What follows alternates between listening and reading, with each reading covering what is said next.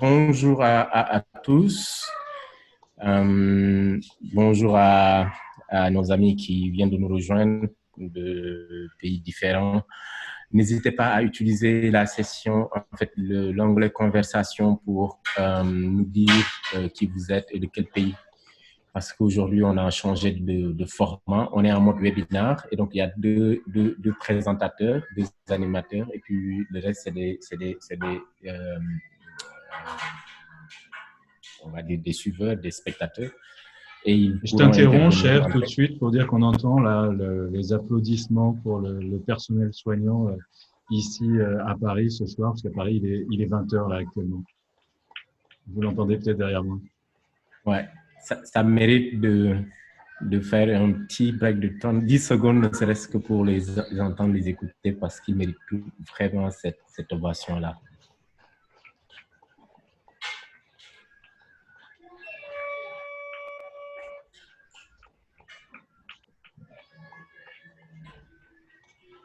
Je t'aurais offert un Vuvuzela. Tu te souviens de la Coupe d'Afrique Absolument. comme ça, toi, Et au lieu d'applaudir, tu vas utiliser ton Vuvuzela. c'est ça. Et on a un ami commun qui utilise parfaitement cet instrument, on va dire, de musique. J'ai des photos même de Cyriaque Bougou avec sa vuvuzela. Voilà, les applaudissements sont terminés pour ce soir et c'est devenu une tradition en l'espace de quelques semaines. Alors, ça nous permet de faire une transition très rapide sur notre session du jour, sachant qu'on est en confinement pour certains, en confinement pour d'autres. Euh, État d'urgence pour certains aussi, sachant avec ce virus qui continue de ravager un peu le monde entier. Alors, cette session d'aujourd'hui rentre dans ce sens où elle va nous aider à donner plus ou moins des outils, une nouvelle façon de peut-être de réorganiser le travail pour les médias et les détenteurs des médias. Elle sera animée par Philippe Couve, que vous voyez ici au niveau de l'écran, le petit sorcier des affectivistes. Il est ancien de RFI, donc père fondateur de Mondoblog, de Atelier des médias, avec des amis Ziad Malouf et les autres. Il est un acteur incontournable de l'écosystème des civic tech parce qu'il est responsable, il est concepteur de plusieurs projets civic tech destinés, que ce soit pour l'Europe et pour l'Afrique. Et il est un acteur incontournable des médias parce qu'il est formateur en même temps et concepteur de projets orientés médias. Donc, il est partenaire de plusieurs organisations et il intervient dans plusieurs projets et il est partenaire d'Affectivis aussi dans plusieurs projets. On a eu l'occasion de travailler plusieurs fois avec lui. Et aujourd'hui, il va nous entretenir sur médias, comment organiser son équipe en mode de confinement, en mode télétravail collaboratif. C'est une session qui se veut interactive, comme toutes nos sessions. La particularité, c'est qu'on est en mode webinaire et que ce mode webinaire présente plus ou moins les deux animateurs ou un animateur et le reste, donc, c'est les personnes qui suivent et qui peuvent interagir ou intervenir à tout moment au niveau de la conversation. Sans plus tarder, il est 18h04, 18h05. Je laisse la parole à Philippe. Philippe, à toi et à tout moment, puisqu'elle va être interactive, on va te cliquer à tout moment qu'il y a une question. Merci beaucoup, cher. Bonjour, bonsoir à tous. Ravi d'être avec vous depuis Paris. On va donc parler de ce contexte un peu particulier qui est celui du confinement, alors plus ou moins sévère, plus ou moins strict, suivant les endroits où on se trouve. À Paris, actuellement, comme vous savez, il est assez strict et en France en général, impliquant pour beaucoup d'équipes de devoir se mettre au télétravail. Moi, je vais vous expliquer comment, dans mon expérience, j'ai mis en place le télétravail avant d'y être obligé. Et j'ai commencé ça, les premières expériences, il y a pas loin d'une quinzaine d'années maintenant. Tu faisais référence tout à l'heure à RFI, à l'Atelier des médias, à Mondoblog. Mondoblog co-créé avec Cédric Kalonji. Et on travaillait sur la première itération de Mondoblog, qui était une chronique dans une émission de radio. Mondoblog était une chronique de l'Atelier des médias. Et pour faire cette chronique, Cédric était en charge de la chronique. Il était à Lille, où il faisait des études de journalisme. Moi, j'étais à Paris, où je vivais et je travaillais. Et donc, on a fait tout ce travail à distance et on ne se retrouvait qu'une fois par semaine au moment du studio pour enregistrer l'émission. Pour le reste du temps, on travaillait à distance. Donc ça, c'était il y a une quinzaine d'années maintenant, ça passe vite. Entre-temps, j'ai quitté RFI, j'ai monté samsa.fr et Samsa Africa, qui sont deux organismes de formation et deux sociétés de conseil, l'une qui travaille en France et en Europe, l'autre qui développe ses activités en Afrique, auprès des médias, auprès des ONG, auprès des institutions, auprès d'entreprises aussi, pour les accompagner dans leur transformation numérique en tant que producteurs de contenu. C'est-à-dire qu'on conseille et on forme des gens pour savoir écrire pour le web et pour les réseaux sociaux, pour produire des vidéos professionnelles avec son smartphone, pour savoir produire des podcasts, pour savoir manager des équipes plurimédias. Et on fait aussi, tu l'as dit, sur le continent des études où on monte des projets dans le domaine des civic tech. Autant d'actions qui s'effectuent avec des gens qui sont à distance. Parce que les experts avec qui on travaille, les formateurs avec qui on travaille, ils ne sont pas nécessairement à côté de nous. Ils peuvent être dans un autre pays ou ils peuvent être ailleurs en France. Dans mon équipe, aujourd'hui, chez Samsa à Paris, il y a une partie de l'équipe qui vit en dehors de la capitale et donc on ne les voit pas tous les jours. Et donc, il faut organiser le travail. Et c'est cette expérience-là et les enseignements qu'on a pu en tirer que je vais essayer de vous présenter aujourd'hui.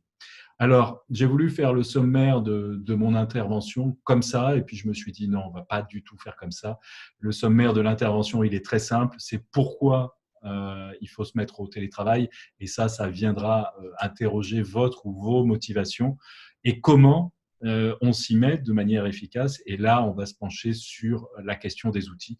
Et puis en conclusion, je vais spoiler déjà, je vous dirais que c'est à vous de jouer, et on verra comment vous pouvez lancer les choses. Alors, cette question du télétravail, on a l'impression que c'est un truc nouveau, mais moi qui ai longtemps été journaliste, le télétravail, c'est le propre du métier de journaliste. Le journaliste, il a pour vocation d'aller sur le terrain et de raconter, souvent depuis le terrain même, ce qu'il a vu, ce qu'il a entendu et d'envoyer ses reportages depuis le terrain. C'est une forme de télétravail, bien souvent, même si on ne l'appelle pas comme ça et même si on ne le considère pas comme ça. Alors, chez Samsa, comment les choses se passent? Alors déjà, chez nous, il y a un principe qui est le principe de zéro mail. Les gens dans l'équipe n'échangent aucun mail entre eux pour le travail. Dans leur vie personnelle, ils font ce qu'ils veulent, mais pour le travail, on n'échange jamais de mails. Alors, on échange des mails quand on parle avec des partenaires, avec des clients, quand on parle avec des formateurs qui travaillent avec nous, etc. Mais entre nous, dans la communication interne entre nous, on échange zéro mail. Pourquoi ça? Eh bien, tout simplement parce que le mail, c'est un outil qui n'est pas efficace. Je m'explique.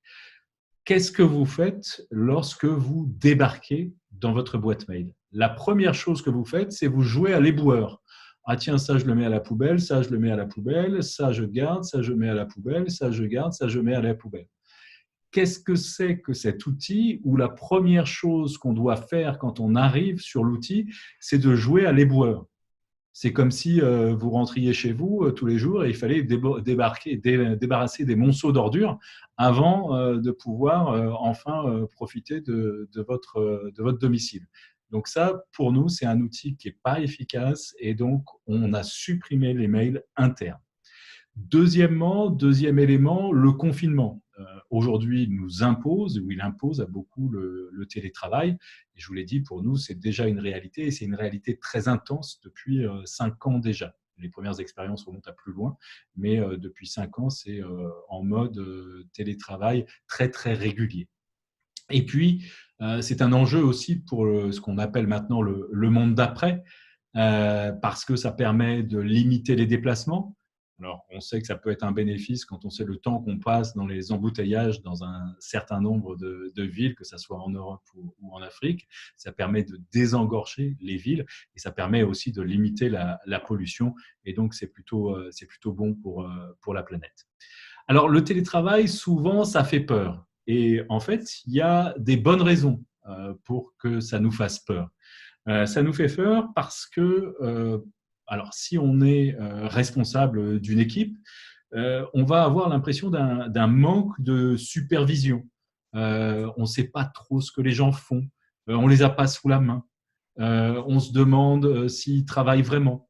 De l'autre côté, on peut avoir aussi des membres de l'équipe qui se sentent un peu laissés à eux-mêmes, qui ne savent pas trop vers qui se tourner, s'ils ont un problème ou s'ils rencontrent une difficulté dans l'exercice de leur métier.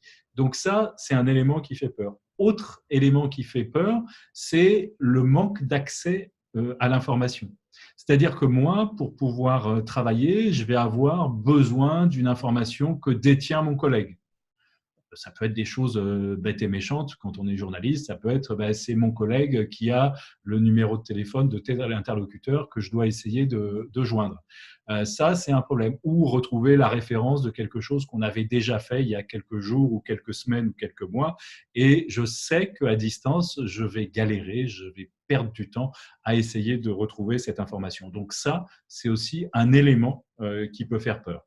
Il y a aussi la peur de l'isolement.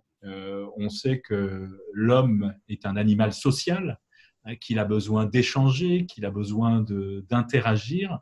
Et souvent, le télétravail fait peur parce qu'on se dit qu'on va manquer d'interaction, qu'on va manquer d'échange avec les autres.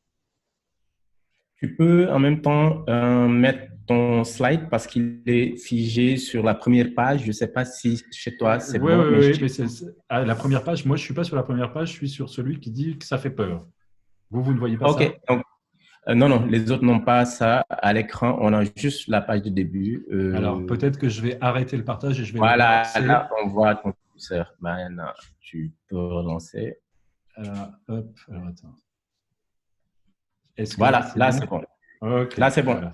Très bien. Parfait. Désolé de l'avoir fait. Très bien. Pas de problème. Pas de problème. Troisième ou quatrième élément, je ne sais plus où j'en suis, 1, 2, 3, oui, qui peut faire peur, c'est le risque de distraction à domicile. On le voit là en période de confinement avec les enfants. On sait que devoir travailler, devoir se concentrer, quand les enfants sont là, ce n'est pas forcément facile. Et puis, parfois aussi, il y en a certains qui ont du mal peut-être à se discipliner à domicile parce que, je ne sais pas, quelqu'un va commencer une partie de jeux vidéo à côté et qu'on se dit, tiens, je vais aussi aller participer à la partie ou des choses comme ça. Enfin, il peut y avoir différents éléments et on peut avoir des distractions. Donc ça, ce sont des points qui peuvent faire peur. Et puis le dernier point, mais c'est peut-être le premier, c'est quand on a une connexion qui n'est pas forcément très fiable, qui n'est pas forcément très bonne et dont la bande passante n'est pas forcément ni importante ni régulière. Donc ça, ce sont des éléments qui font peur. Donc à part cet dernier élément sur la connexion, les autres, on va voir et je vais vous expliquer comment on peut essayer d'y faire face et d'y répondre. Alors, est-ce que là, je vais arriver maintenant à changer de page? Alors, le télétravail dont je vais vous parler, ce n'est pas le télétravail à la chaîne. Le télétravail dont je vais vous parler, c'est le télétravail collaboratif. C'est un télétravail où chacun n'est pas seulement un exécutant, mais aide aussi à trouver des solutions, aide à résoudre des problèmes, aide à faire évoluer la manière dont on travaille, etc., etc. Donc, c'est ce qu'on appelle le télétravail collaboratif. Ce télétravail, il repose sur l'idée et sur le principe de l'intelligence collective. Si on devait résumer ça très, très rapidement. Ça veut dire que tout le monde peut avoir des idées. Il n'y a pas que les chefs qui ont des idées. Et ça, c'est bien dans l'esprit d'Internet, parce que l'Internet, il n'a pas été inventé, il n'a pas été décidé, il n'a pas été designé d'en haut par un grand Manitou qui a tout décidé, qui a tout dessiné, mais il s'est fait petit à petit à partir d'un cadre qui était fixé par des gens qui ont eu des idées, qui ont développé ces idées. Certaines ont connu la réussite, d'autres ont été un échec total, mais en tout cas, la mise en commun, le partage des idées, ça, c'est un élément très important et ça fait partie intégrante de ce qu'on appelle l'intelligence collective. L'autre idée clé de cette intelligence collective, si on veut qu'il puisse y avoir un collectif, c'est que chacun puisse être responsable. Cette responsabilisation des uns ou des autres, elle est très, très importante aussi pour pouvoir avancer et pour pouvoir avancer ensemble. Enfin, il y a la question de l'émulation. Comment est-ce que, en faisant une sorte de ping-pong des idées, on arrive à se motiver, à aller plus loin, etc. Et c'est tout ça qu'on va chercher à développer dans le travail collaboratif et dans le télétravail collaboratif. Mais cette idée-là, qui repose sur la mutualisation, en fait, l'échange et la mutualisation des compétences, en fait, on va y gagner. On va y gagner, mais il faut avoir conscience que derrière tout ça, il y a un certain nombre d'idées sous-jacentes qu'on exprime rarement, qui sont là. Ces idées, c'est des valeurs communes. Comment on peut faire équipe si on ne partage pas des valeurs communes? Donc, il est essentiel que les gens dans l'équipe partagent des valeurs communes. Il est important qu'ils se sentent associés au projet. Il est important qu'ils aient accès à la documentation des projets, aux informations. Il faut qu'ils aient accès aussi aux moyens de communication. Alors là, on est dans un webinaire. Par exemple, le moyen de communication qu'on a choisi, il y en a deux qui ont la parole en vidéo et les autres ont la parole seulement en texte. Ça, c'est pas très collaboratif, ou en tout cas, c'est un collaboratif un peu réduit. Pour différentes raisons, là, on est obligé d'aller dans ce dispositif. Mais dans un dispositif véritablement collaboratif, tout le monde aura la parole et aura accès aux moyens de communication. Donc ça, c'est très, très important. Après, les avantages qu'on en retire, ils sont assez nombreux. Normalement, la production, elle va gagner en qualité. Elle va être meilleure. C'est-à-dire que si on arrive vraiment à travailler tous ensemble, on va, par exemple, dans le cas d'articles, entre un article qui va être produit de A à Z par quelqu'un qui va travailler tout seul dans son coin et un autre qui va pouvoir être produit, bien sûr, il y a quelqu'un qui va l'écrire et qui va le porter, ou deux personnes qui vont le porter de manière plus étroite, mais s'il est discuté à différents moments, s'il est relu, s'il est édité par plusieurs personnes, on va avoir à la fin quelque chose qui va être de bien meilleure qualité.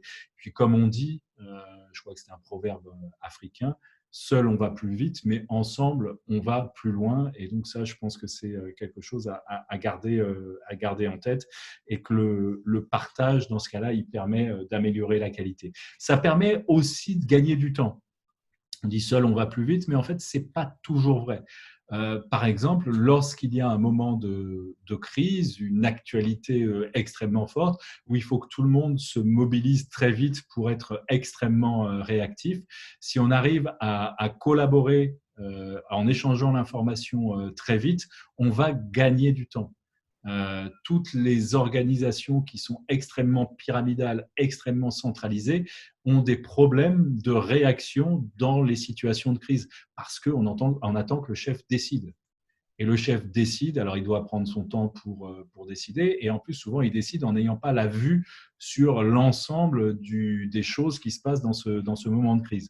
Donc ça, c'est l'autre avantage, c'est celui de la réactivité pour résoudre les problèmes. Quand on est plusieurs à s'y mettre, on peut en général être beaucoup plus réactif. Et puis, le dernier point, qui est attesté par de nombreuses études, c'est que dans ce télétravail collaboratif, les gens affirment qu'ils sont plus à l'aise, ils se sentent mieux parce qu'on les sollicite, parce qu'on leur demande de participer, d'être véritablement partie prenante et pas seulement d'être des exécutants. Alors, pour que ça marche, il y a quand même un certain nombre de prérequis. Et le prérequis numéro 1, je l'ai un peu évoqué tout à l'heure, c'est la connexion. Pour vous donner une anecdote, on a une membre de l'équipe chez samsa.fr qui est partie il y a 1 an, tout juste, s'installer pendant une durée d'1 mois à Bali, en Indonésie, pour travailler, pas pour des vacances. Enfin, elle voulait découvrir ce pays et en même temps travailler. Le premier impératif, c'est que à chaque endroit où elle décide de s'installer, parce qu'en plus c'était un parcours un peu itinérant, il fallait qu'il y ait une connexion de très bonne qualité. Et ça, on en a discuté ensuite avec un certain nombre d'entreprises. Aujourd'hui, vous le savez peut-être, dans le monde notamment du développement informatique, les gens qui produisent ces services en ligne qu'on utilise, ils sont souvent des équipes extrêmement disséminées. C'est ce qu'on appelle en bon français les remote workers, les travailleurs à distance. Et parfois même, il n'y a pas véritablement d'équipe réunie de manière permanente à un endroit. Les gens sont disséminés là où ils sont, ou certains sont itinérants, et ils se retrouvent seulement 1 fois par an ou 2 fois par an pour échanger physiquement tous ensemble. Et ça fonctionne. La seule contrainte, c'est vous vous installez où vous voulez, mais l'endroit où vous décidez de vous installer, la connexion doit être très bonne. On doit pouvoir faire des conférences en visio de manière régulière et pas attends, il faut que je me connecte ou il faut que je change d'endroit pour me connecter, etc. Tout ça, c'est vraiment des difficultés qui rendent ensuite le travail à distance extrêmement lourd, extrêmement fastidieux et relativement inefficace. Donc, cette question de la connexion, elle est critique, elle est centrale. Le travail à distance, il ne peut pas exister de manière efficace si la connexion n'est pas bonne. Et là, moi, je n'ai pas de solution pour résoudre cette question de la connexion. On va pouvoir évoquer un certain nombre de solutions pour résoudre différents autres problèmes qui peuvent se poser, mais celui-là, il faut vraiment choisir de bons endroits et des endroits très, très correctement connectés pour ça. Donc ça, c'est le premier prérequis, parce qu'ensuite, il faut qu'on puisse établir une communication régulière. Il faut qu'on puisse échanger, d'autant plus qu'on le verra dans un instant, le fonctionnement en mode collaboratif est beaucoup moins hiérarchique. Donc, on a souvent son avis à donner sur ce que font les autres pour pouvoir enrichir, pour pouvoir y apporter des compléments, des critiques, des idées, des suggestions. Donc, pour ça, il faut être en communication très, très régulière. Il faut également qu'on puisse suivre la progression pour être sûr que quelqu'un n'est pas en train d'éparpiller ses efforts et a un peu perdu de vue l'objectif qu'on s'était fixé et qu'on s'était assigné. Et puis, la dernière idée dans ce domaine-là, c'est que le champ d'intervention de chacun va être beaucoup plus étendu que dans un mode classique, comme je l'ai déjà un peu évoqué. C'est-à-dire qu'on va devoir se préoccuper aussi un peu de ce que font les autres. Les autres vont nous solliciter, pas forcément hiérarchiquement, mais comme des collaborateurs. Alors, c'est ce qu'on fait un peu lorsqu'on est dans un bureau ensemble. Je vais voir mon collègue à côté, je lui dis, écoute, j'ai trouvé ça comme titre pour mon article, qu'est-ce que tu en penses? Oui, c'est pas mal, non, on pourrait faire évoluer, etc. Et bien, ce dispositif-là, il doit être encore plus développé lorsqu'on est en mode à distance. La conséquence de ça, c'est que les frontières hiérarchiques je dirais pas disparaissent, mais là où on était sur des choses très verticales, on a beaucoup plus d'horizontalité et on a moins de niveau hiérarchique. C'est-à-dire que les gens peuvent, bien sûr, chacun garde ses prérogatives, mais les échanges peuvent se faire beaucoup plus directement. Alors ça, c'est l'Internet qui veut ça de manière générale, mais c'est particulièrement vrai dans les modes de travail collaboratifs. Enfin, il faut que l'environnement, que le cadre qu'on pose soit lui-même collaboratif. C'est-à-dire qu'il ne faut pas que ça soit incongru, le fait que quelqu'un propose une idée, le fait que quelqu'un amène une suggestion, le fait que quelqu'un corrige quelque chose qui est qui est défaillant, que ça soit une faute d'orthographe, que ça soit autre chose dans ce qu'on est en train de faire. Il faut que ça soit possible, il faut que ça soit encouragé. Je vous donnerai un exemple tout à l'heure chez nous de la manière dont ça fonctionne. Il faut que l'intervention bénéfique de chacun soit très fortement encouragée. Et puis le dernier point, le dernier prérequis, il faut qu'il y ait des outils appropriés. Et ça, on va y venir tout de suite. Quels sont les outils qui peuvent nous aider à mettre en place un télétravail collaboratif efficace? Alors, parmi ces outils, je vais d'abord parler d'un outil qui s'appelle Slack, qui est un outil qui permet la discussion. Parce que vous le savez, quand on est au bureau, quel que soit le bureau, on discute beaucoup avec ses collègues, on discute à la fois de sujets qui sont liés au travail, et puis on discute aussi de la vie, de la famille, des vacances, je sais pas, de ce qu'on va manger à midi, de la blague qui circule en ce moment sur Internet, etc. Et ça, c'est très important parce que on a besoin de ça. Nous, comme je le répète, comme animal social, on a besoin de ces échanges. Et ben Slack permet tout ça. Permet tout ça à des échelles qui peuvent être parfois relativement importantes. En ce moment même, là, au moment où je vous parle, avec cette crise du coronavirus, Covid-19, à Paris, l'assistance publique Hôpitaux de Paris, c'est-à-dire l'institution qui regroupe tous les hôpitaux de Paris et de la région parisienne, a lancé un appel à l'aide pour avoir des compétences supplémentaires qui lui manquent pour gérer cette crise. Et pour organiser tout ça, ils ont lancé un Slack. Aujourd'hui, ce Slack regroupe près de 20 000 personnes, c'est-à-dire qu'il y a 20 000 personnes qui arrivent à échanger et à partager et à faire des choses efficaces, à lancer des appels à l'aide, à un besoin de compétences. On cherche des chefs de projet, on cherche des gens pour transporter des choses d'un endroit à un autre, on cherche des gens pour accompagner, mettre en œuvre des programmes de suivi de patients, etc. Et dans les 2 à 5 minutes, chaque demande d'aide trouve sa réponse par des gens qui, a priori, sont qualifiés et ont la compétence ou les moyens, en tout cas, pour répondre à ce besoin. C'est extrêmement important, c'est extrêmement impressionnant. C'est bien au-delà de tout ce qu'on peut faire chacun dans notre coin, mais c'est très, très intéressant. Si vous voulez en savoir plus, il y a un site qui s'appelle Volontaire.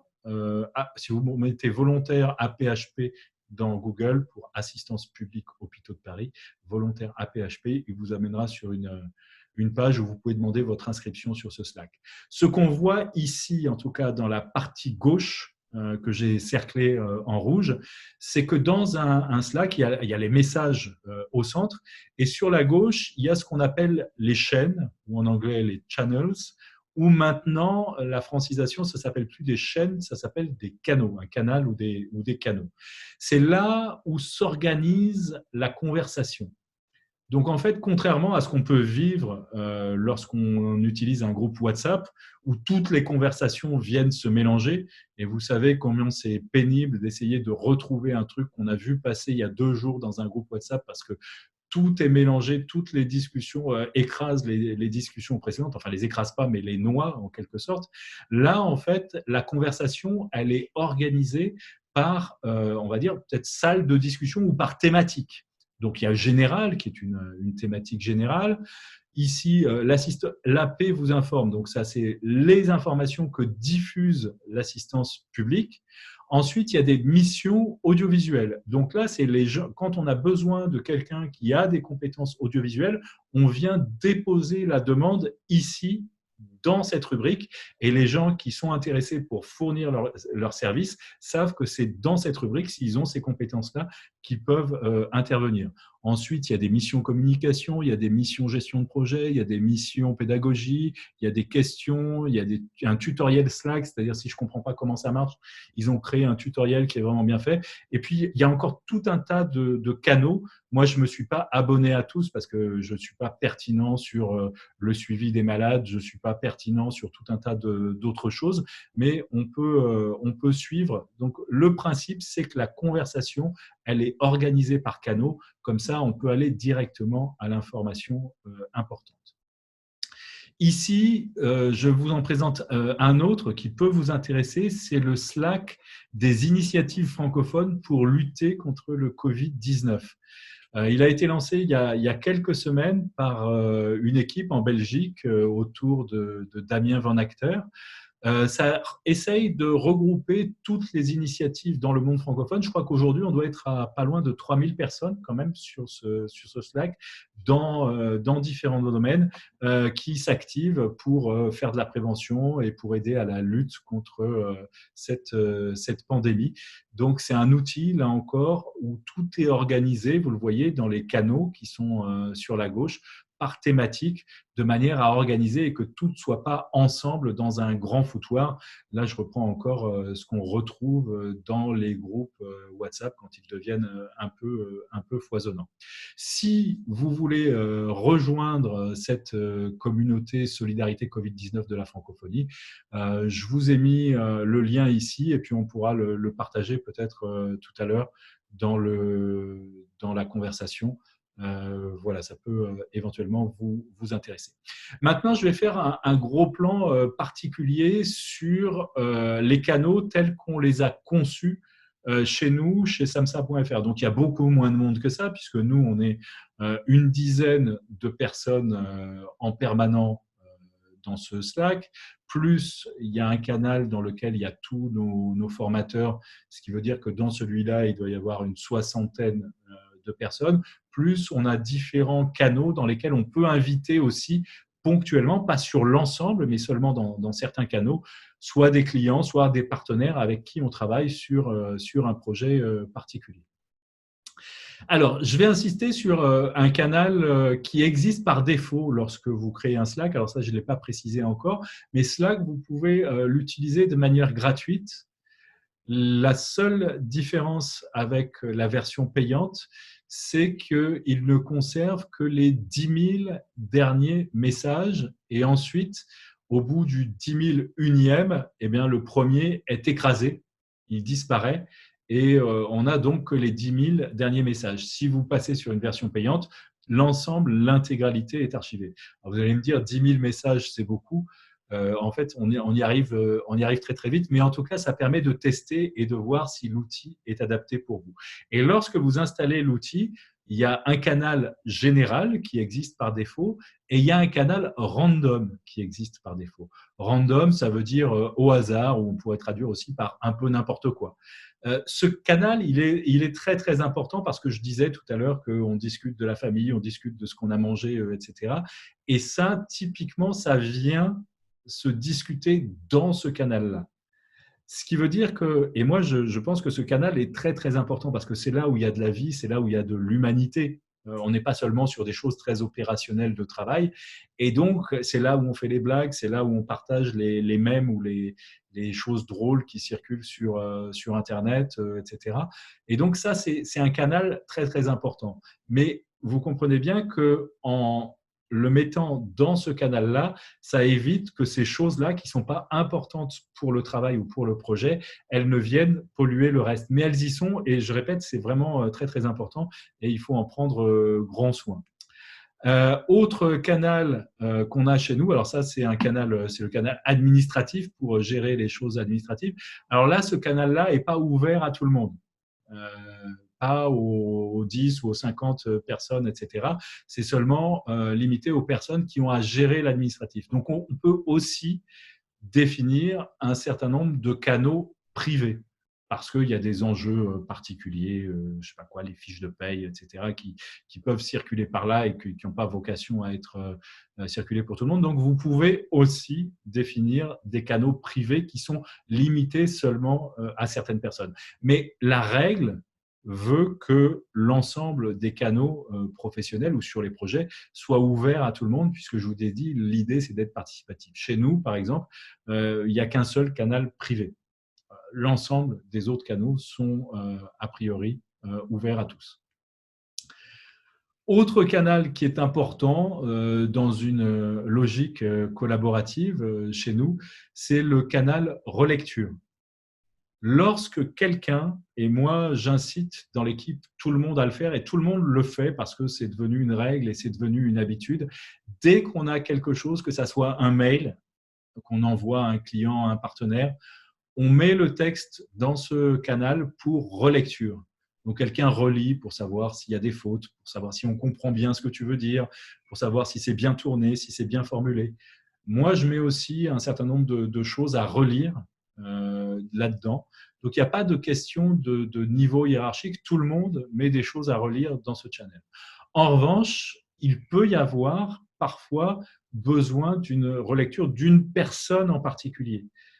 Je veux bien que tout le monde relise pour voir s'il y a des fautes, mais il y a quelqu'un qui connaît particulièrement bien ce dossier, qui connaît particulièrement bien ce problème, dont je veux que cette personne relise pour pouvoir me dire si je n'ai pas écrit une bêtise, si je n'ai pas oublié un point important. À ce moment-là, j'ai la possibilité dans Slack de notifier quelqu'un. Donc, je vais aller poster dans ce canal et je vais notifier la personne comme on notifie quelqu'un sur Twitter ou sur Facebook. On utilise le arrobase et le nom de la personne. Et comme ça, cette personne reçoit une notification, que ça soit sur son ordinateur ou sur son téléphone mobile, parce que bien sûr, il y a une application sur téléphone mobile qui nous envoie des notifications. Donc ça, c'est particulièrement important. Et ce channel relecture, il est chez nous particulièrement symptomatique de ce télétravail collaboratif où je ne suis pas tout seul dans mon coin, je peux faire relire tout un tas de choses qu'on écrit tous les jours pour être sûr qu'il n'y a pas d'erreur ou qu'il n'y en a pas trop en tout cas. Ici, c'est le canal formateur SAMSA, mais ça pourrait être dans certaines rédactions un canal pigiste. C'est-à-dire que ici, dans ce canal, il y a nos 50 ou 60 formateurs réguliers qui sont là et qui peuvent échanger entre eux, peuvent échanger avec nous, on partage tout un tas de choses. C'est très, très important parce que, par exemple, lorsqu'on se retrouve avec une galère technique au cours d'une formation, on peut aller poser, quand on est formateur, la question dans ce canal et on est sûr qu'on aura une réponse très rapidement parce que, tout simplement, il y a 50 personnes dans ce canal qui ont eu des expériences en formation, qui ont nécessairement rencontré plus ou moins le même bug et qui ont trouvé ou inventé un moyen de s'en sortir. Ça peut être aussi une discussion dans une rédaction avec les pigistes. On peut avoir tous les pigistes là et pouvoir avoir des discussions avec eux. Ils n'ont pas accès aux autres canaux, mais ils peuvent échanger là dans ce canal qui leur est réservé et échanger avec le reste de l'équipe permanente. Donc ça, c'est quelque chose de relativement important aussi. Il y a, alors Slack est un géant américain, une entreprise de la Silicon Valley. Donc il existe des alternatives pour ceux qui ne souhaitent pas utiliser ce genre de service dont les données sont hébergées souvent aux États-Unis. Il y a un site qui fait à peu près la même chose, qui s'appelle Flip, qui est hébergé en Estonie, donc qui répond aux normes du RGPD, Règlement général sur la protection des données, qui est en vigueur en Europe. Il y a Rocket.chat, qui est un logiciel en open source qui est beaucoup utilisé par des développeurs. Si vous êtes plutôt Microsoft, il y a la solution Teams qui a été développée par Microsoft, où il y a une solution suisse qui est assez proche de ce que fait Slack et qui s'appelle Wire. Voilà. Je pense qu'il y aura peut-être des questions et je répondrai ensuite. On va passer le reste des outils en revue et je vous répondrai ensuite sur Slack et ses usages. La visioconférence, alors ça c'est très très important la visioconférence puisqu'on a besoin de voir les autres, c'est ce qu'on est en train de faire là et on sait que l'engagement qu'on peut avoir, il est différent quand on se voit ou quand on est seulement au téléphone. Et moi je considère qu'il y a des moments, même si on est à distance, il faut qu'on puisse se voir parce que la réunion elle va être plus efficace, parce que l'échange il va être plus efficace. Parfois le téléphone suffit, parfois l'échange texte suffit, un message suffit. Mais si au bout de 3 messages échangés, ce qu'on dit régulièrement, vous ne comprenez pas, il y a une ambiguïté, on ne parle pas de la même chose, etc., c'est bien de décrocher le téléphone Et si on veut être sûr de vraiment lever l'ambiguïté ou si vraiment on veut bien poser les choses, on passe en visioconférence. Ça permet d'aller plus loin et de résoudre aussi s'il y a eu une incompréhension, un quiproquo, parce que ça arrive régulièrement à distance. Alors cet outil Zoom que nous, on utilise depuis je dirais, pas loin de 2 ans maintenant, de manière régulière, il est un peu controversé en ce moment pour des raisons de sécurité. Alors nous, pourquoi on l'a choisi? On l'a choisi parce que c'est un outil qui marche à peu près dans toutes les conditions et dans toutes les circonstances. On fait énormément de visioconférences avec l'ACRIC dans le cadre de nos activités sur le continent.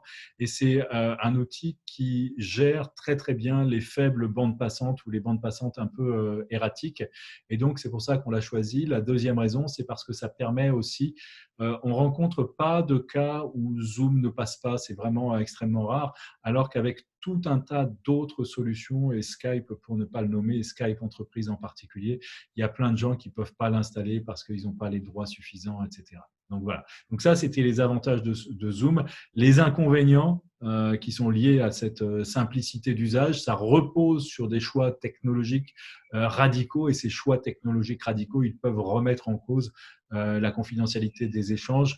Je ne vais pas rentrer dans les détails, mais il y a si vous avez des conversations confidentielles ou avec des éléments de confidentialité à mettre en place, aujourd'hui, Zoom n'est pas forcément conseillé.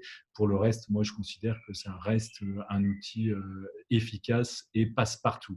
Il y a des alternatives à Zoom, il y en a pas mal. Il y a Skype que j'ai mentionné de Microsoft aujourd'hui, puisque ça fait partie des solutions Microsoft. Hangout Meet, qui est mis en œuvre par Google. Teams, encore de Microsoft, qui a aussi une solution de visioconférence.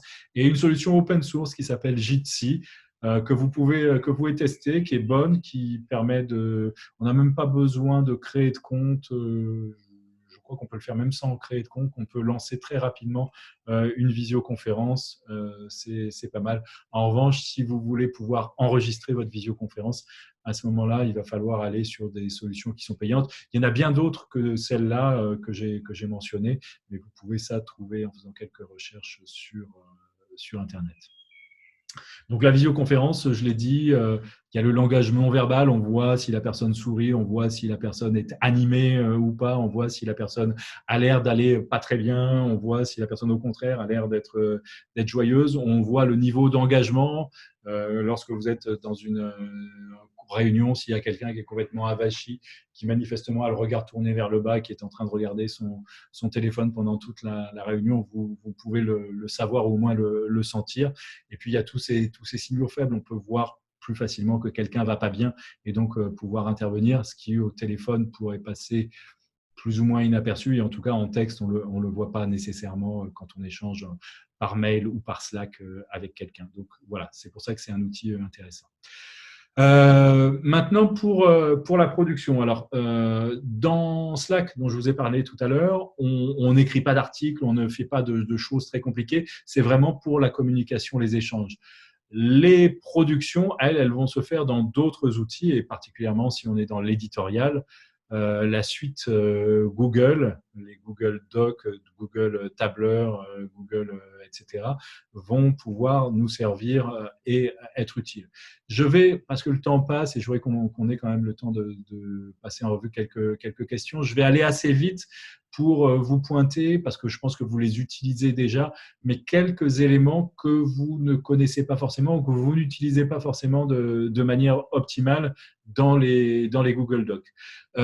Lorsque on crée un document, on a, par défaut, on écrit en mode normal, mais on peut choisir des niveaux de titres. C'est important de bien choisir les niveaux de titres. Ça, c'est mon titre principal. Ça, c'est mon titre de chapitre. Donc, ça va être un titre 1. Ensuite, c'est un sous-chapitre. Donc, ça va être un titre 2, etc. De faire cette hiérarchie, parce que le fait de faire cette hiérarchie va permettre d'avoir ensuite une vision sous forme de plan du document. Mais avant ça, quelque chose que je ne vous ai pas dit et que j'avais prévu de vous dire, c'est qu'il faut toujours titrer titrer ces documents de manière la plus explicite possible. Parce qu'au début, on s'en fout, on met n'importe quoi, on écrit vite fait le titre, etc., parce qu'on est pressé d'aller écrire la suite. Et après, des fois, on peut galérer, on peut passer du temps à essayer de retrouver son document. Donc, quand vous êtes en mode collaboratif, essayez d'écrire le plus, en utilisant le plus de mots descriptifs possible, le moins d'abréviations possible, le titre de votre document. Pourquoi ? Parce que quelqu'un d'autre va avoir besoin un jour, à un moment donné, de ce document. Et il faut penser, quand on choisit son titre, quels sont les mots que la personne va rechercher pour trouver ce document. Donc, il ne faut pas hésiter à faire des titres qui soient relativement longs et relativement redondants. Par exemple, en utilisant, si c'est sur le coronavirus, Covid-19, etc., en se disant que la personne qui va chercher un jour ce document, eh bien, elle aura peut-être ça en tête lorsqu'elle va faire sa recherche. Les niveaux de titre, donc ça, je vous en parlais, ça va permettre de créer un plan. Et le plan, vous voyez, c'est ce qui apparaît dans la partie gauche, là, maintenant. Comme j'ai mis des niveaux de titre, le niveau de titre 1, c'est le télétravail collaboratif et les outils. Et le niveau de titre 2, c'est introduction, les avantages, etc. Là, je n'ai pas mis de texte dedans, mais vous voyez que si j'avais un très long texte, je pourrais avoir une vision d'ensemble du document de manière extrêmement rapide, ici, dans cette partie à gauche. Autre élément important, je ne sais pas si vous les utilisez, mais on peut, sur chaque mot ou chaque sélection de mots, ou de groupes de mots, de paragraphes, etc., qu'on fait, ajouter un commentaire et que ce commentaire peut déclencher une discussion. C'est-à-dire qu'on peut discuter avec son équipe d'un titre, d'un mot, d'une idée, d'un paragraphe, d'une référence, de quelque chose qui manque, etc. Et la discussion, alors là, il n'y en a pas de discussion encore, parce qu'il y a seulement ma première intervention, revoir ce titre de chapitre pour le rendre plus accrocheur. Mais on aurait pu avoir quelqu'un qui aurait dit « mais non, je le trouve très bien comme ça ». Enfin voilà, on peut engager une discussion ensuite. Ce qu'il y a en dessous, c'est autre chose. Ce qu'il y a en dessous, c'est j'ai attribué une tâche à un collaborateur. Donc là, de la même manière qu'on l'expliquait tout à l'heure sur Slack, on peut taguer quelqu'un, pareil, en tapant d'abord le arrobase et le nom de cette personne. Et ça veut dire que ça va faire une notification pour cette personne et que cette personne doit répondre ou doit corriger ce truc ou doit faire quelque chose par rapport à cet élément-là. Donc là, j'ai tagué quelqu'un et j'ai demandé est-ce que tu peux vérifier les dimensions légales. Donc, j'ai attribué une tâche à quelqu'un. Ça peut être aussi très, très important sur des vérifications, sur des choses comme ça. Autre mode qui est très très peu utilisé, alors ça se passe en haut à droite, en général par défaut on est en mode édition, il existe également un mode suggestion. Le mode suggestion c'est très très bien pour corriger.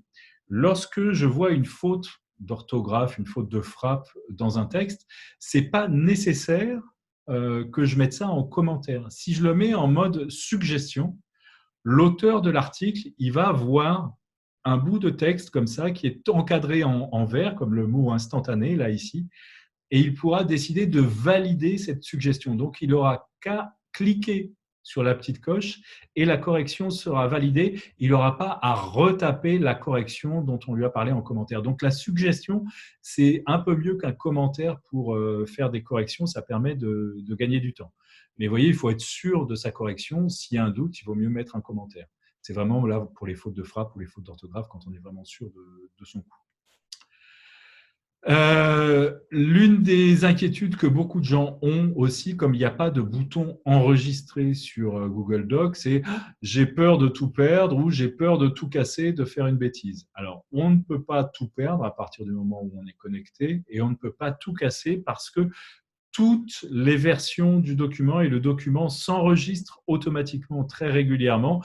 Elles sont disponibles. Vous voyez, lorsque je vais dans le menu Fichier, que je descends, je trouve un historique des versions et je peux afficher cet historique des versions. Et donc, je peux retrouver toutes les versions du document qui se sont automatiquement enregistrées et retrouver toutes les modifications effectuées par les différentes personnes qui sont intervenues sur ce document. Donc ça, c'est un élément extrêmement important. Autre élément important, c'est ce bouton « Partager » qui est en haut à droite et il faut bien gérer les droits d'accès au document. Donc, pour partager un document, vous pouvez le partager dans 3 modes différents. En mode modification, c'est-à-dire que la personne dont vous allez taper l'adresse mail ici pour lui partager le document, si c'est en mode modification, cette personne pourra tout modifier. Si vous partagez seulement en mode commentaire, cette personne ne pourra que poster des commentaires, mais ne pourra pas modifier le texte. Et enfin, si vous partagez en lecture seule, et bien comme son nom l'indique, les gens ne pourront que lire le document et ne pourront pas intervenir sur le document. Donc ça, c'est particulièrement important de bien gérer tout ça en fonction de ce que vous attendez des personnes avec qui vous allez partager ce document. L'autre idée, et je vais revenir un petit peu en arrière, c'est que quelque chose qui ne marche pas ou très très mal en travail collaboratif, c'est d'ouvrir un document blanc, de lui donner un titre et de dire à tout le monde « mettez toutes vos idées ». Alors ça ne marche pas bien. Soit les gens ne le font pas, parce que la feuille blanche, ça effraie un peu les gens, soit ça devient très rapidement un foutoir inorganisable, etc. Moi, ce que je conseille, c'est que la personne qui initialise le document, celle qui a pris l'idée à son compte en disant il faut qu'on lance une réflexion là-dessus, il faut qu'on réfléchisse là-dessus, elle commence à organiser les choses.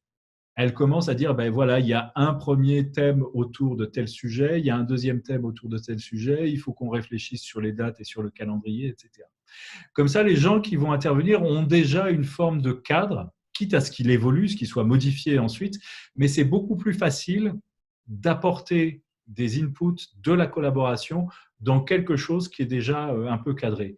Donc, c'est là aussi où ça peut être bien d'arriver à segmenter un peu le premier document. Ce n'est pas forcément très, très long, mais d'arriver à mettre 2 chapitres et des sous-chapitres, etc.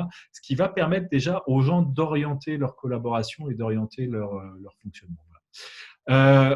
Autre chose qu'on peut faire, on peut collaborer sur des documents texte, des Google Docs, mais on peut aussi collaborer sur des documents tableurs, des Google Spreadsheets, comme on dit en anglais, Google Tableurs. Ça peut permettre de faire, par exemple, des plannings. Moi, je sais que je travaille avec des équipes où les gens ne sont pas là tous les jours, etc., parce qu'il y a des gens qui travaillent à temps partiel et où je ne passe pas mon temps à faire le planning. Je ne passe d'ailleurs aucun temps à faire le planning. Le planning se fait en mode collaboratif. Et puis, il y a tout un tas d'autres documents où les tableurs peuvent être utiles et qui permettent d'être gérés aussi en mode collaboratif. Et c'est bien plus riche et bien plus efficace. Ces documents, que ce soit les Google Docs ou les Google Tableurs, ils sont gérés dans un espace qui s'appelle Google Drive. Donc ça aussi, c'est très important de bien organiser ces documents partagés. Et ce qu'il faut savoir, c'est que j'ai parlé tout à l'heure des droits de modification. Donc vous pouvez définir des droits de modification ou de partage et de collaboration sur un document. Mais vous pouvez aussi définir des droits de partage et de collaboration sur un dossier. Par exemple, là, ce dossier archive MH, je peux décider de le partager avec l'ensemble de mon équipe. À partir de ce moment-là, tout document qui va être créé à l'intérieur de ce dossier sera automatiquement partagé avec l'ensemble de mon équipe. Je n'aurai pas à repartager à nouveau chaque document en disant il faut le partager avec un tel, un tel et un tel. Donc, si on définit le partage au niveau du dossier, ensuite, tous les documents qui sont à l'intérieur héritent du même partage. Mais après, il faut être assez rigoureux dans son classement et bien savoir quels sont les droits de chaque dossier et ne pas partager des choses avec des gens avec qui on ne voudrait pas les partager. Voilà, il existe là encore des alternatives au Google Doc parce qu'il y a des gens, et légitimement, qui ne veulent pas travailler et donner encore plus de données à Google. Donc, la meilleure alternative aujourd'hui, je dirais, c'est Framapad, qui est un logiciel libre qui a été développé par Framasoft, qui s'est donné pour mission de dégoogliser l'Internet et donc qui propose un certain nombre d'alternatives à un certain nombre de services de Google, dont celui-là. Donc ça, c'est quelque chose qui fonctionne. Dropbox, alors là, on est un peu dans la même configuration que Google. C'est aussi une entreprise de la Silicon Valley avec un certain nombre de questions sur le partage ou la protection des données. Mais bon, ils ont une solution qui s'appelle Paper, qui est aussi une solution collaborative. Il y a Word Online, qui est la solution de Microsoft, et Etherpad, qui est une solution open source que vous pouvez utiliser aussi pour partager des documents. Et puis, le dernier outil dont je vais parler très rapidement, c'est Trello, qui est un outil de gestion de projet. Alors, comment ça marche et comment ça fonctionne, Trello? Ça peut être, par exemple, je vais prendre juste un seul exemple, c'est l'écriture d'articles. Ici, on est dans un mode où on a défini des colonnes.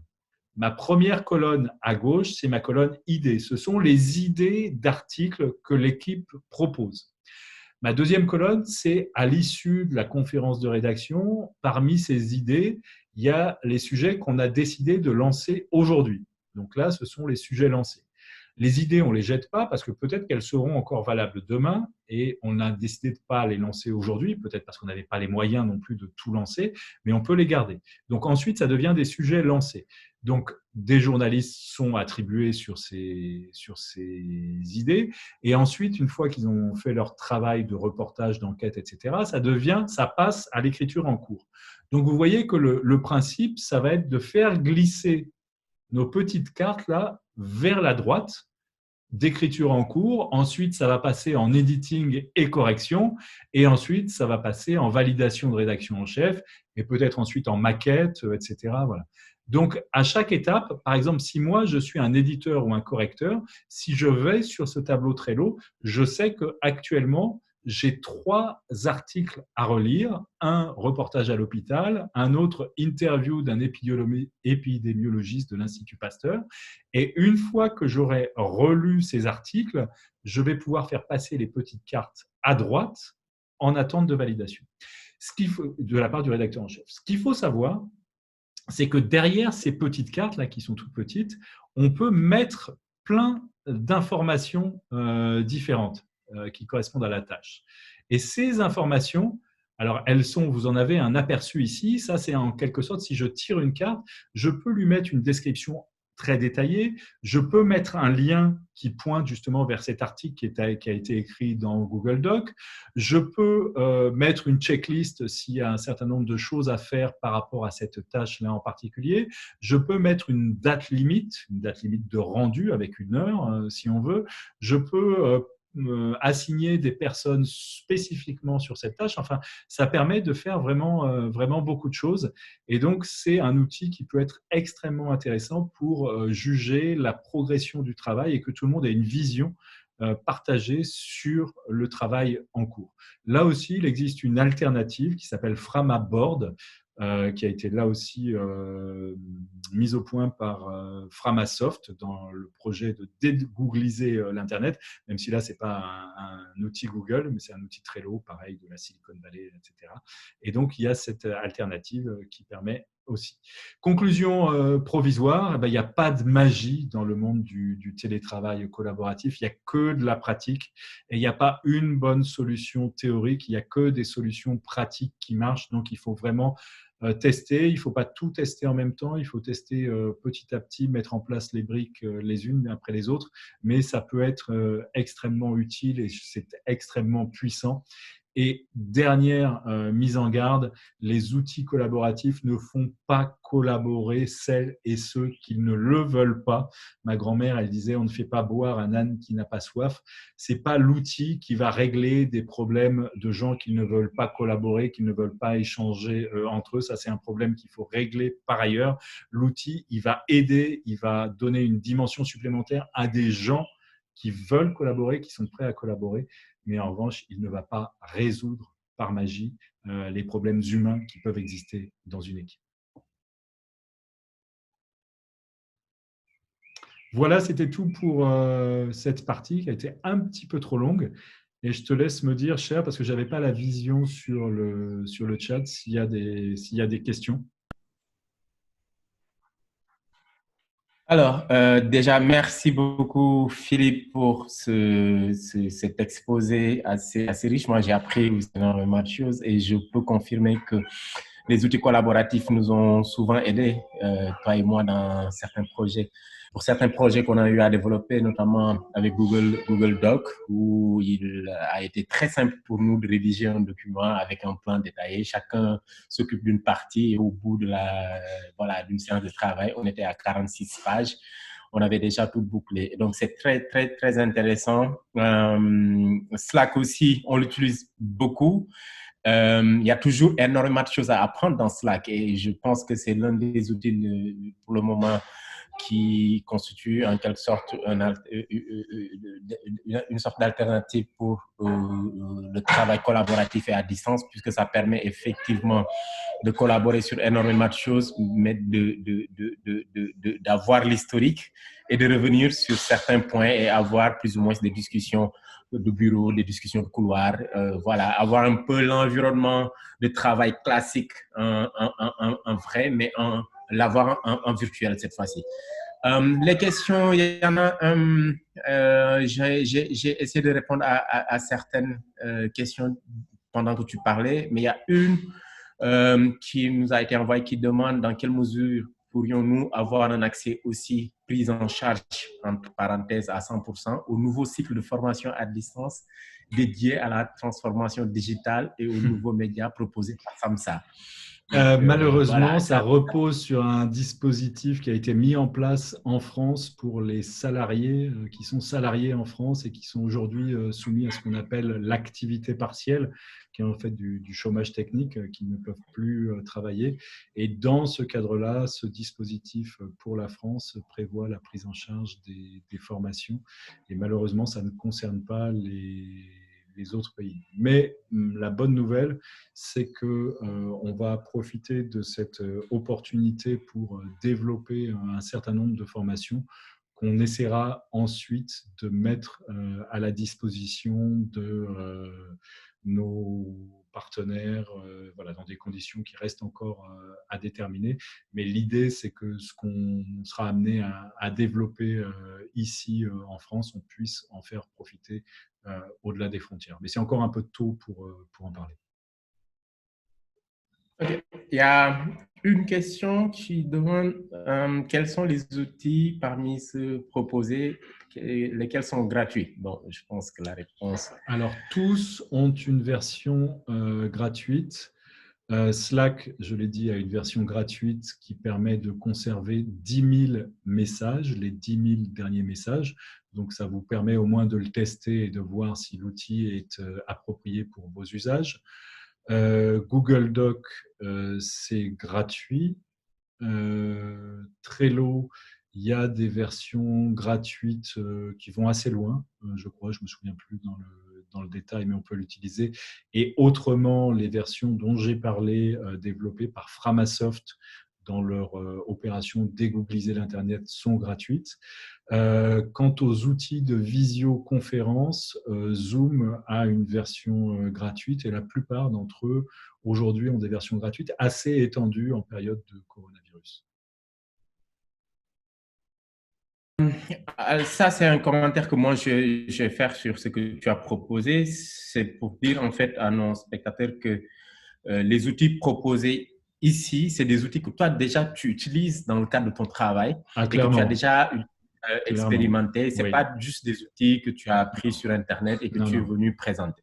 Non, ça, on travaille avec et je dois être aujourd'hui dans une dizaine de Slack différents sur des projets différents. Là, je vous ai parlé principalement de celui de SAMSA, mais il y a d'autres projets, il y a d'autres endroits, d'autres cercles, etc. Et donc, non, on travaille véritablement au quotidien avec tous ces outils. une question qui vient du Mali. Bonsoir, je suivis avec intérêt. Ah non, c'est pas.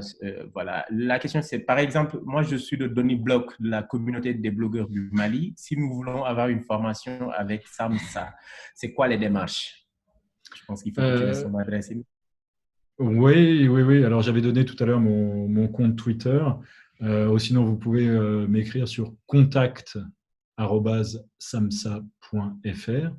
On a régulièrement des missions de formation qui sont mises en œuvre à l'initiative d'opérateurs internationaux de la coopération, notamment dans le domaine des médias, qui peuvent être CFI pour la France, qui peuvent être Free Press Unlimited, qui est basé aux Pays-Bas, qui peuvent être IMS, International Media Support, qui est basé au Danemark, qui peuvent être l'UNICEF aussi, avec qui on travaille, ou la Fondation Hirondelle.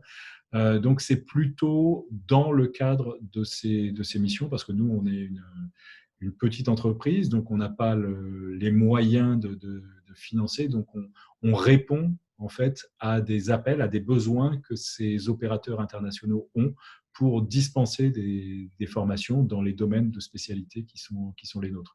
Donc le plus simple et le mieux, c'est peut-être d'essayer de se rapprocher de ces opérateurs ou de répondre aux appels à projets qu'ils lancent assez régulièrement. OK. Il y a une question qui s'interroge sur la sécurité des données compte tenu du modèle gratuit de la plupart des outils qui sont proposés ici. Donc, la Alors, question, c'est comment nous protéger et pouvoir bien utiliser ces instruments. Alors, c'est une très très bonne question et je l'ai mentionné à plusieurs reprises en soulignant le fait que un certain nombre de ces outils étaient produits par des entreprises de la Silicon Valley dont on ne sait pas exactement ce qui est fait avec les données. À chaque fois, j'ai essayé de vous proposer des alternatives qui permettent notamment tout ce qui est du domaine de l'open source, de ne pas être dans ce domaine lié soit à des utilisations commerciales, soit à des utilisations étatiques des données. Si vous travaillez effectivement avec des données sensibles, c'est très très important de vous poser cette question. Voilà. Après, il peut aussi y avoir des mesures, mais ça c'est plus ton rayon, cher, de gestion différenciée d'un certain nombre d'informations pas très sensibles qu'on va utiliser à certains endroits et de passage sur d'autres modes et d'autres outils de communication dès qu'on sait qu'on commence à toucher à un sujet sensible. Mais là, j'ai plutôt envie de te laisser toi répondre. Oui, moi, ma réponse, elle va être courte. Je vais dire tout simplement que l'achat d'une licence pour un outil informatique ne garantit pas la sécurité des données qu'on dépose au niveau de l'outil. La sécurité, c'est au-delà de la licence qu'on achète pour l'usage de l'outil.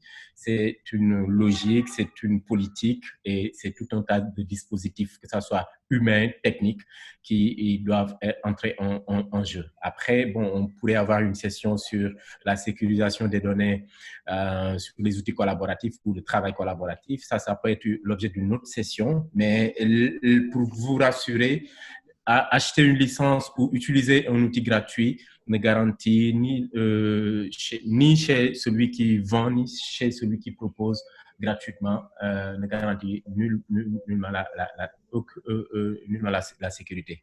Il y a une question qui est posée par Aïcha Dabo qui te demande, est-ce que au niveau de SAMSA, avec vos outils de travail collaboratif, vous avez des heures précises de travail pendant lesquelles toute l'équipe est connectée et vous êtes en ligne, ou est-ce que c'est vraiment un libre? Alors ça, c'est très important parce qu'on reste quand même dans le cadre d'une relation de travail. Donc, grosso modo, suivant les postes, mais c'est de 9h à 17h ou de 9h à 18h, suivant un peu les profils, voire un peu plus de temps en temps. On essaye de, comment dire, alors ça, on essaye de le respecter le plus possible.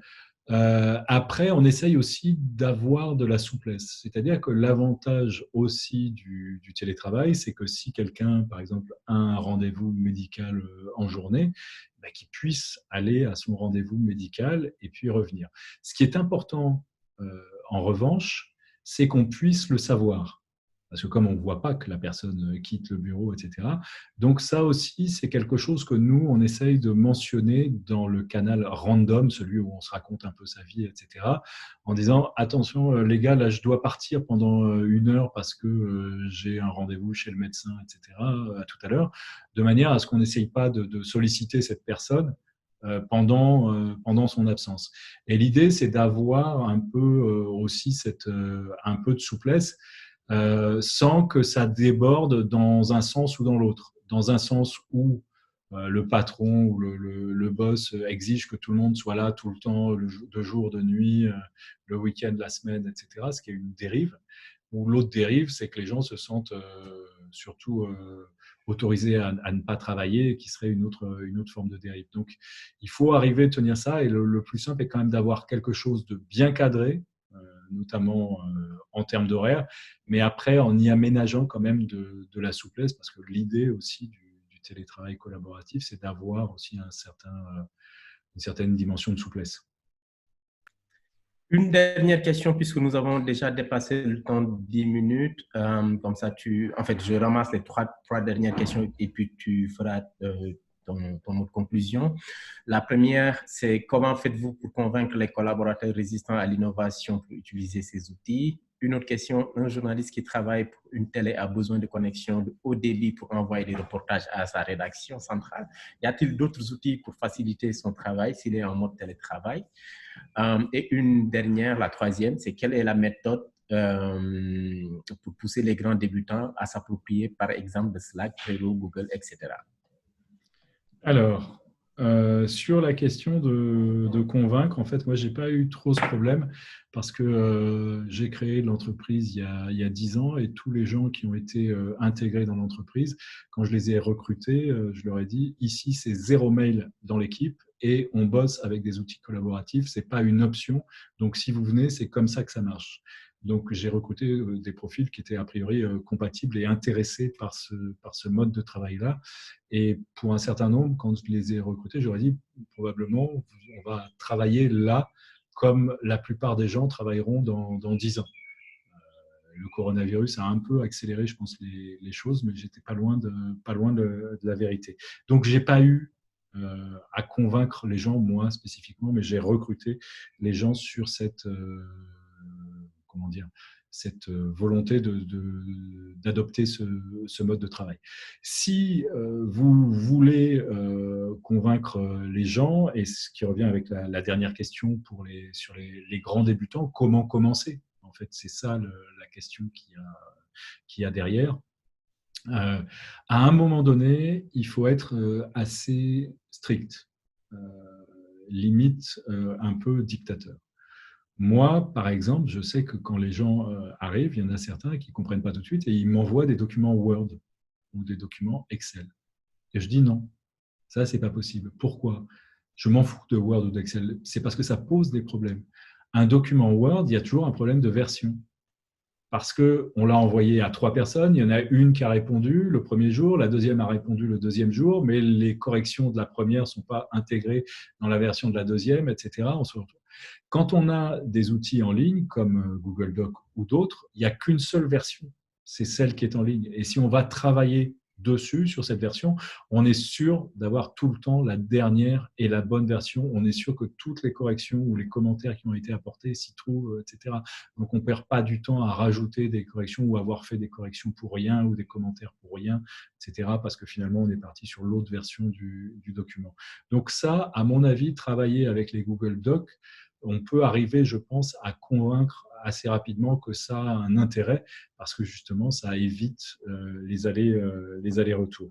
Donc ça, c'est ce que je dirais pour les grands débutants. Je pense que c'est plus facile, en tout cas dans les domaines qui impliquent pas mal d'éditorial, de commencer avec les Google Docs qui ont une connexion directe avec l'éditorial.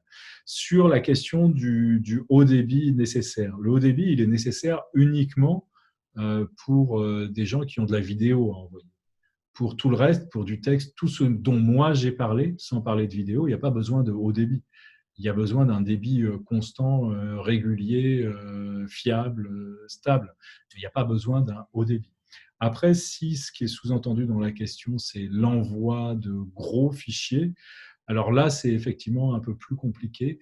Il existe là aussi des outils collaboratifs, mais c'est vraiment un peu plus compliqué. Là, il faut vraiment avoir des grosses connexions. Ou sinon, on retombe sur l'envoi de fichiers avec des outils comme WeTransfer ou des outils comme Swiss Transfer, qui a été lancé par un hébergeur qui s'appelle Infomaniac en Suisse et qui permet, je crois, d'envoyer des fichiers jusqu'à 20 gigas. Donc, en général, ça permet de faire le job. Merci. Merci beaucoup. On te remercie pour nous avoir vraiment gratifié de cette session à Talakou, le plus africain des Français. On te donne rendez-vous très bientôt en espérant te revoir pour une autre session. Et puis, tu vas saluer nos amis de SAMSA et tous les amis de Paris. Et on vous souhaite une très, très, très bonne santé. On vous demande de prendre vraiment soin de vous et de votre famille. Merci. Le replay sera disponible sur YouTube très, très bientôt.